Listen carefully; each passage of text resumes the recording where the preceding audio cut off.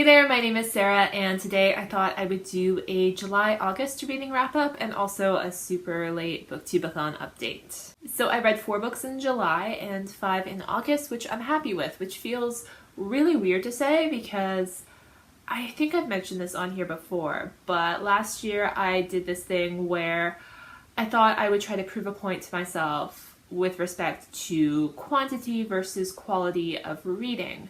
So basically I read approximately a book a day for all of last year. And yes, I cheated, and sometimes I did picture books and poetry chapbooks and things like that. But fundamentally I was going through approximately a title a day. So basically last year at this time I would have had, approximately 62 books to talk about in this wrap-up video, and instead today I have 9.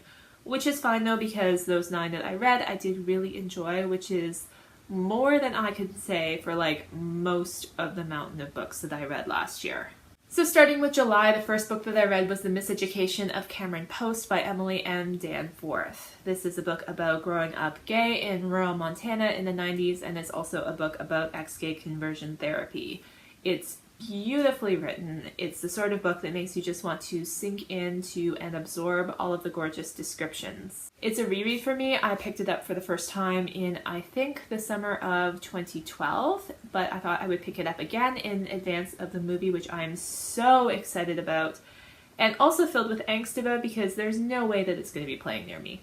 The next book I read was The Book of Essie by Megan McLean Weir. This is a book about a girl with a strict evangelical preacher father whose family has basically grown up on this TV show that bears a striking resemblance to, the Duggar family and their 19 kids and counting, or whatever it is. She says as if she doesn't watch clips of it on YouTube.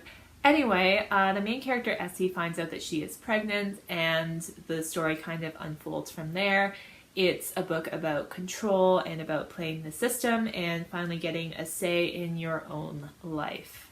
I was terrified to read this one because I've seen it everywhere and I was so scared it would be overhyped. I don't know if this has come through much in the videos. I'm guessing not because I haven't done that much stuff on YouTube, but one of my things with reading is I'm really into books that deal with intense evangelical Christianity and feminism or sexuality. That's my thing. That's my subject area that I really love to read in. Blame my homeschooled upbringing for that one. Anyway, the description of this book sounded so up my alley, and I was so worried that I was going to hate it or it would be badly done. It was really well done, I think. I loved this book, and I'm going to eagerly await whatever Megan McLean Weir does next. Next up, I read The Taken by Inger Ash-Wolf. I always feel so out of my depth when it comes to mysteries and thrillers, and I'm really making a point of reading more in that genre to kind of try to expand my horizons. And what I found out is that I love Inger Ash-Wolf's books, all 2 of them that I've read. And I shouldn't be surprised by that because Inger Ash-Wolf is a pseudonym for the author Michael Redhill, and I love Michael Redhill stuff, so I guess it makes sense that I'm into these books, but man, I had a hard time putting this one down. I also read Tinman by Sarah Winman. This is a book that is melancholy and achingly beautiful, very sad, but also very enjoyable to disappear into for a couple of days. And then the Booktubeathon started, and I kind of fizzled, but I expected that. It's fine. I did read all of Irma Voth by Miriam Toews, which I loved. I didn't expect to love this one as much as I did, but I think this is my new favorite Miriam Toews book. I also read The Illegal by Lawrence Hill. I loved that. I knew I would. No surprise there. I DNF'd The 7 Husbands of Evelyn Hugo and gave my copy to a coworker, which I did not see coming. I think the writing style just didn't work for me in a big way, so I skimmed ahead. I read everything I wanted to read, and then I just kind of sent the book on its way. As August went on, I read A Boy of Good Breeding by Miriam Toews, which I enjoyed, but it wasn't my favorite. I think in large part I did a disservice to this book by reading it so soon after Irma Voth.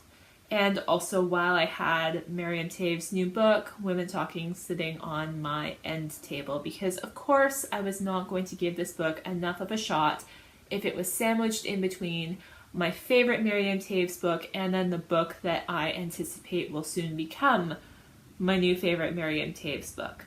So I don't know if I was in the most fair state of mind when I read this book, but anyway, I read it. I enjoyed it. I also read There by Tommy Orange. I am a sucker for books with multiple point of view characters, and I think that Tommy Orange does this so well. He keeps the point of view characters distinct and unique, and it is so cool to watch all of their different storylines converge on the powwow. I love this book. And finally, I read Starlight by Richard Wagamese, which is his last novel, published posthumously, and it is unfinished. I loved it, but I wish I had read up a little bit more on just how unfinished it is, because I did get a bit of a shock when I came to the end. And by the end of August, I had started, but the motorcycle's outside.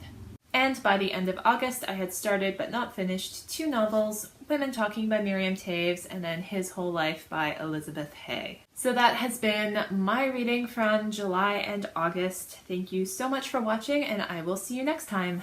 Bye!